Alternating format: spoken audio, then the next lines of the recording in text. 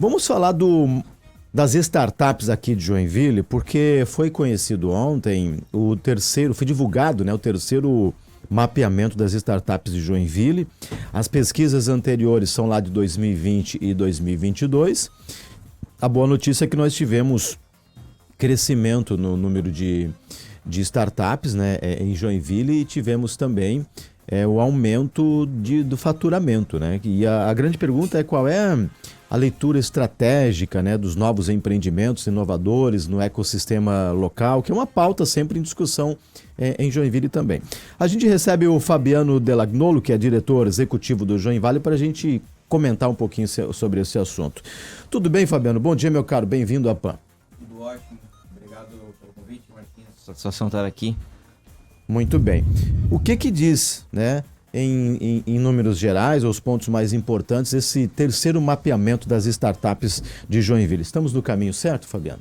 Estamos sim. Esse mapeamento revelou assim, revelou alguns dados bem importantes, né? Um deles é que nós crescemos não só em quantidade, mas em qualidade também, o que é super importante. Então tivemos um crescimento expressivo no número, né? Em termos de startups ativas, nós crescemos 35%, que é um crescimento bem significativo. Mas mais do que isso, a gente observa um crescimento super importante em aumento de faturamento e também em aumento de número de funcionários. Ou seja, os negócios estão se consolidando e né, estão ficando mais relevantes e robustos.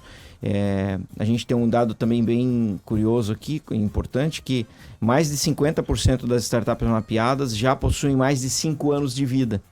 E isso é muito legal, né? Porque a estatística nacional é de uma taxa de mortalidade na ordem de 70% até os primeiros 5 anos, né? Dados do Sebrae e IBGE. E a gente vê que as startups aqui elas estão conseguindo passar esse vale da morte, vamos dizer assim, né? Numa média superior à média nacional. Então isso é muito legal. Uma outra informação importante, né, na nossa visão é o perfil dessas startups também, né? Historicamente, startup tem muita relação com a área de tecnologia, especialmente tecnologia de software, né? Que acaba gerando esse potencial de escala, que é o modelo de negócio de startup. Mas nos últimos anos a gente vem falando bastante de soluções voltadas para a indústria, que a gente chama de Inditechs, né? Inditechs, Deeptechs, ou seja, projetos, soluções com mais tecnologia, hardware e voltado mesmo para nosso empresariado mais, digamos assim, industrial, que é o core da nossa cidade principalmente, né? E houve um aumento importante também no número de startups nessa linha de Inditech. E esse é um caminho que a gente percebe que Joinville está indo e é muito promissor. Agora, quando a gente ouve você falar ali nesse número, né, de crescimento de 35% e tudo mais, a questão até de aumento de faturamento, essa é uma média nacional ou a gente está na contramão em relação a esses bons números? O que se percebe em relação a isso, hein, Fabiano? Eu acho que o Brasil vem com um movimento importante, tem várias cidades, né? O destaque acaba sendo para Santa Catarina, né? Saindo aí do eixo de São Paulo. Mas em termos de densidade de startups, Santa Catarina se destaca, é o estado com o maior número de startups. Há pouco tempo, ainda esse ano, né, Florianópolis foi reconhecido nacionalmente como o polo nacional de startups. Então, acho que Joinville está caminhando assim, a passos largos junto com essas cidades de destaque. Então, não diria assim que destoa da média nacional, mas a gente está entre as cidades mais relevantes no assunto. Estava lendo aqui, inclusive, Fabiano, as origens que mais impulsionam o crescimento de startups em Joinville foram o empreendedorismo de oportunidade, isso é muito forte, né? E o spin-off de corporating, acompanhado da tendência especialmente da indústria de apostar na inovação aberta. Nós temos grandes e muitas indústrias aqui, né? Isso Perfeito. Acaba refletindo aqui, né? Com certeza, e a gente está vivendo um momento muito legal em Joinville, que é de uma aproximação das indústrias ao que a gente vem falando aí de ecossistema de inovação, exatamente na busca do fortalecimento da inovação aberta. O que é? Gerar inovações dentro de casa, melhorias de processos e tudo mais, se valendo da academia, dos empreendedores de startups, dos programas que existem na cidade, ou seja, a corporação ela abre os seus problemas para serem solucionados a várias mãos com capacidade intelectual de fora. E esse movimento está acontecendo com bastante força em Joinville, há muita oportunidade ainda, a gente está só arranhando aí, né, esse assunto, mas a gente já percebe nos números esse movimento. Negócios B2B, tendência que aumentem ainda mais em 2025? Eu acredito que sim. A gente tem visto que as startups, assim, como é que eu posso dizer? É mais fácil, não sei se, né, não quero ser irresponsável aqui, mas é mais fácil empreender no mercado B2B, né? Então, especialmente quando a gente está numa cidade ou numa região com muita prosperidade empresarial, né? Então a gente tem muitas empresas para poder oferecer os serviços e as soluções, né? O mercado B2C, ou seja, aquelas soluções para o consumidor final, são normalmente um pouco mais complexas, requerem um investimento inicial muito grande, com um elevado risco, então acaba tornando um pouco mais complexo.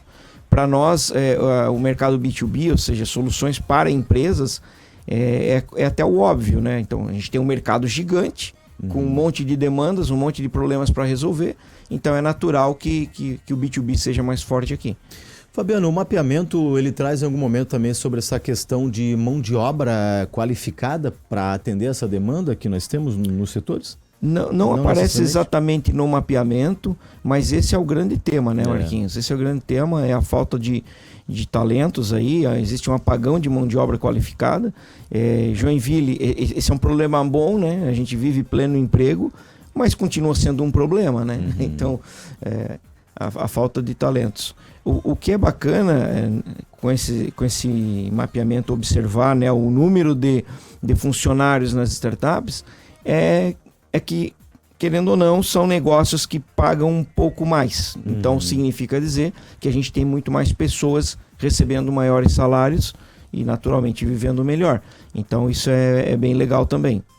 Os dados divulgados ontem pelo mapeamento, de que forma que eles ficam disponíveis, né, para a cidade de uma forma geral? Quem tem interesse em fazer a leitura desse mapeamento? Hein? Estão acessíveis no site do Join Valley, tem ali um link, né? Então joinvalley.com.br, você pode baixar o mapeamento na íntegra em PDF, e tem também um link para uma planilha com os dados estratificados, obviamente sem expor dados sensíveis das empresas, mas a gente vai conseguir ali fazer aí até algumas análises mais detalhadas.